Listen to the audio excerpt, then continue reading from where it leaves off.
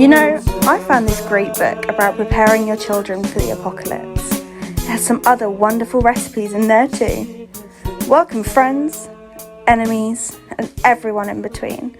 I'm Tiffany Tennison, and you're listening to Wasteland Wilderness Radio, where everyone is welcome, except for you pricks in the Order of the Pale Communion. You can fuck right off.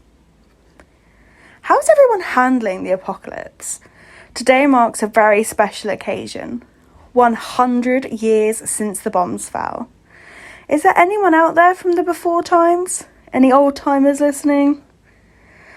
Probably not. The globe was bathed in atomic fire, but we are still kicking. I know every day feels like hell, but we'll get through this, comrades. It's always darkest before the dawn. A bit of news for you about a tasty rumour which has made its way to me here in Guildford. A friend of mine heard a story down at the Queen's Head pub. Apparently, Ernest Calloway, enterprising explorer, has set up shop with his expedition in the ruins of Portsmouth. Apparently, the daft sod is looking to get his hands on a vessel and make his way over to whatever's left of the United States. Not sure why he thinks things will be any better out there, but good luck to you, Ernest, you crazy wanker. Reports are coming in about a massive herd of untamed, spotted just outside of Woking. Mayor Blythe gave settlers his assurances that Woking is equipped to deal with the problem, should things turn violent. If any of you are travelling out that way, then be extra careful. The Untamed might not be as smart as your average bandit, but they are savage, and they won't hesitate to rip the flesh straight off your fucking bones. On a lighter note, I'm lucky enough to live here in Guildford, in the relative safety of one of the South's more civilised settlements. I'm also lucky enough to have this show, which is made possible by the kind funding of my sponsors. Sponsors like Mr. Earnshaw, who has come to talk to us about a little group called the Children of the Moon. Thank you, Tiffany. I am here to address not just the people of Guildford or even the Wasteland, but the world as a whole.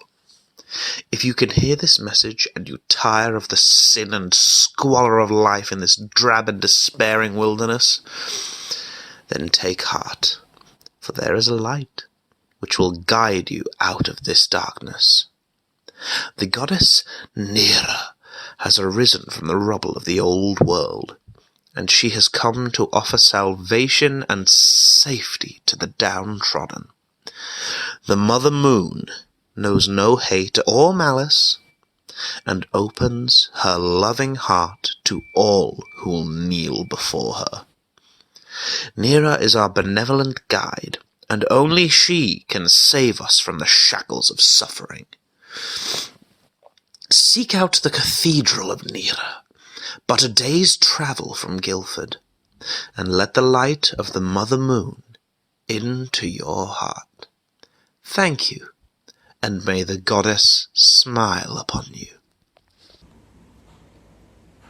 The Children of the Moon are an odd lot, but Nera stuck a big middle finger up to the Pale Communion when she kicked them out of her land, and that is good enough for me. Just take that spiel with a pinch of salt, yeah?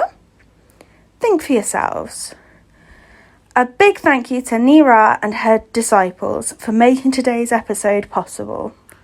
Coming up after the break, I'll be sitting down with Osborne, a travelling prospector who has come to Guildford to share her story with me.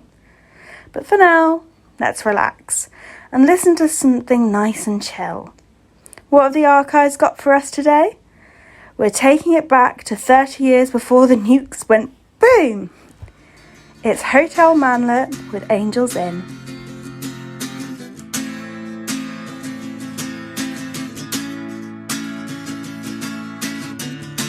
Bars closing with a killing time. The hours drawing blade. like moths to the flame they come to wash it all away. And inside the hours of walls gather in the back, singing of days long ago. Sam, John, and Jack. Oh, eyes are blue, singing tune.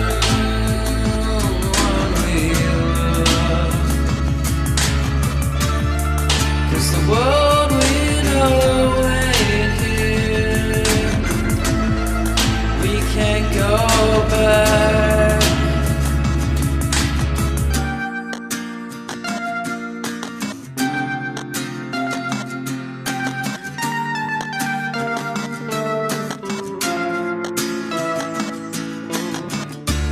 Back when Frank Sinatra had skin, I could breathe in winter. In Susie in our house, built life for ourselves. Now it's cooled down. Oh, eyes are blue, singing tune, the one we love. The world we know ain't here. We can't go back.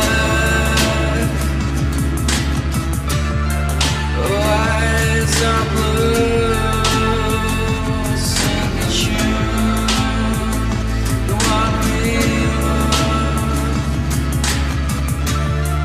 'Cause the world we know ain't here. We can't go back.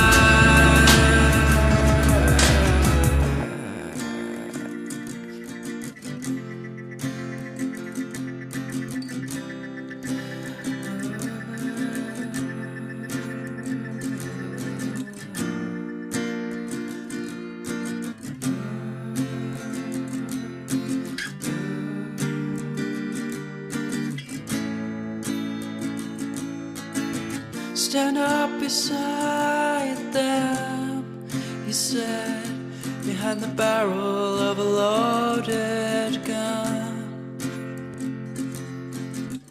You know you used to me alive. Welcome back. I hope you're enjoying the show. I'm here with Osborne, a professional scavenger, all the way from Aldershot. Hello. Thanks for taking the time to come on the show. I think that you've got a story you'd like to tell the listeners? Yeah, I mean, sort of. It's more like a warning, I guess. By all means. So I'm a prospector, yeah? I strip places of scrap and valuables and sell them on. I used to have a crew, but something happened to them. And that's what you're here to talk about? Right, me and the gang were doing a sweep through this old factory, not too far from Crawley. It was a pretty standard job. We were so fucking sure that the place was abandoned. But it wasn't. There was this man who lived there. He called himself Dr. Boytonhouse. He seemed nice at first. He invited us to stay in the factory with him, gave us food, shared his supplies, even said we could sleep there for as long as we wanted. What happened after that? I got woken up one night. I couldn't see the others, but I could hear the whirring of machines and screaming. So much fucking screaming. Shrill, terrified shrieks like you wouldn't believe. The cries of someone begging for death. Those screams are burned in my fucking brain. They're buried in my soul. I don't think they'll ever leave me. I snuck through the factory, creeping through those dark, ruined corridors. I followed the screams, and that's when I found out what Boytonhouse had done to my friends. What did you see? He was twisting them, That's the only way I can describe it. Warping metal and fusing it with skin. He'd taken bits of what looked like old Asimov robots and was melting the steel into their flesh. The doctor used these long mechanical arms that looked like surgery equipment. He had my friends tied down and he was forcing metal into their bodies with blades and fire. There were sparks and screams and so much fucking blood. He did this to all of your friends, but not to you. I don't know why he left me. I keep wondering that. Maybe he saw my track marks and decided I wasn't good enough for whatever the fuck he was doing. I just stuck to the shadows and I ran as fast as I could. I didn't look back. I wanted to forget, but I can't get those fucking screams out of my head. I thought maybe if I came here and told my story, that you could forget about it? I could stop it happening to someone else. Don't prospect around Crawley. Stay the fuck away. Avoid those ruins at all costs. There are evil things lurking in the darkness. A very big thank you to Osborne for coming on here to tell her stories. Things are bleak out there, guys. I won't bullshit you. The Wasteland is a fucked up place. But we can make it through. Look after yourselves. Take care of your friends and cherish the ones you love. None of us have come this far just to come this far. I think it's time for another song, don't you?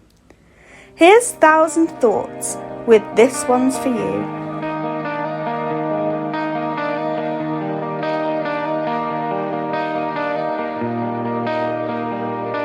Let it out. Don't be afraid. Why apologize when you've done nothing wrong?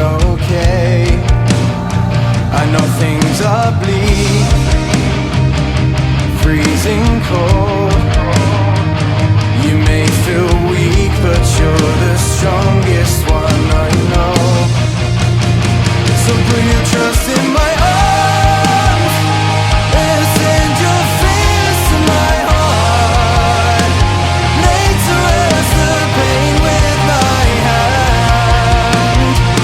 Looking into your eyes, I see past where you hide. No matter how hard you try to deny, use my shoulder as a pillow and let the tears run like a river flows. Don't be afraid to be yourself, 'cause I'm the guy standing right by to give you help. So put your trust in my arms and send your fears to my heart. Lay to rest the pain with my hand. Looking into your eyes, I see past where you hide.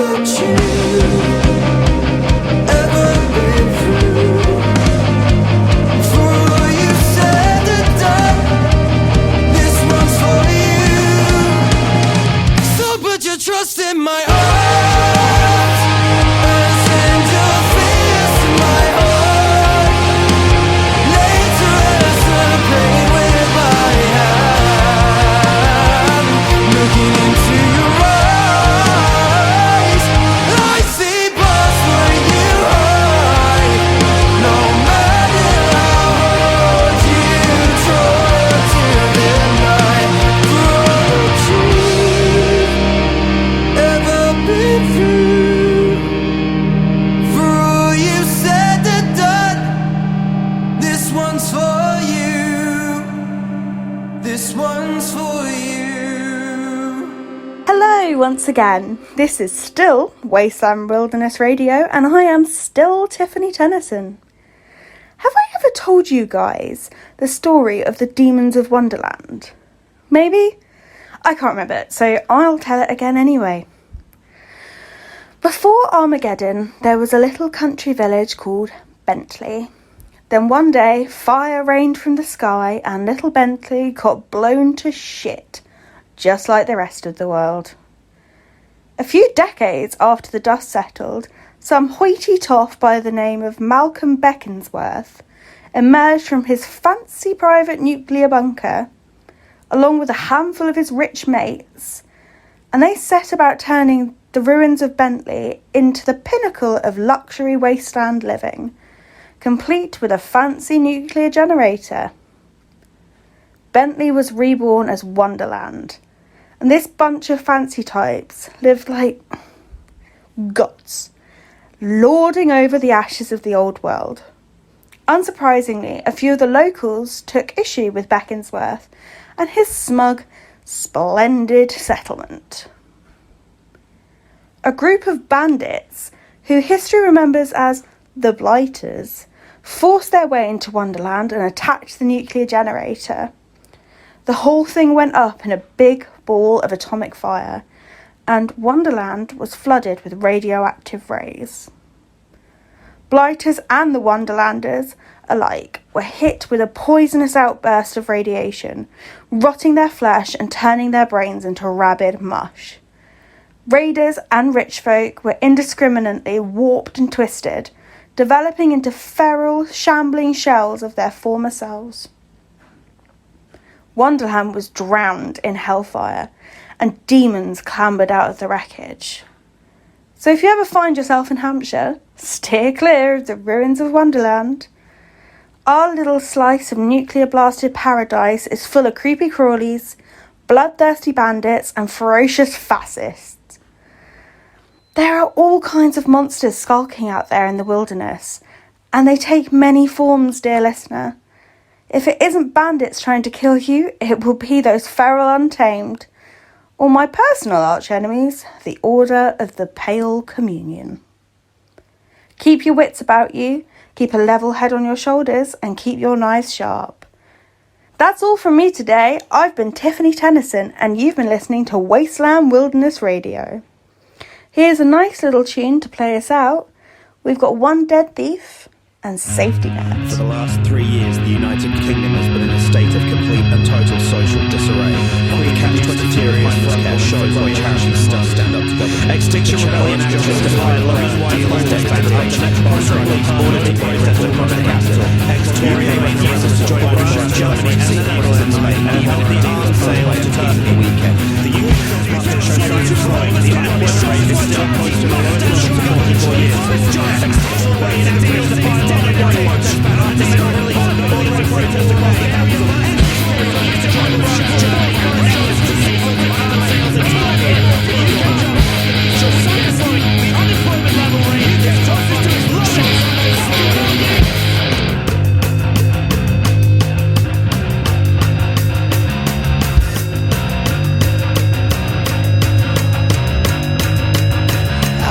Something that we're all bored of, all this misinformation and getting lost in the fog. One side doubles down on a losing bet, the other half whines for their safety net. Cause after all, this world is burning, why not play with the fuse? You never thought of backing down, so of course you refuse. I can't see a situation where this all gets confused, so I'll join in with the fence sitters staring at their shoes.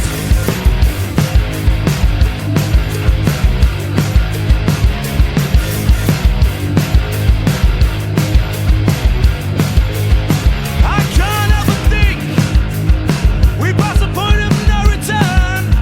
The leaders act like pariahs, while all the rebels sit and guard. When we look back in 50 years, we'll our grandkids ask how. No one said I'm afraid.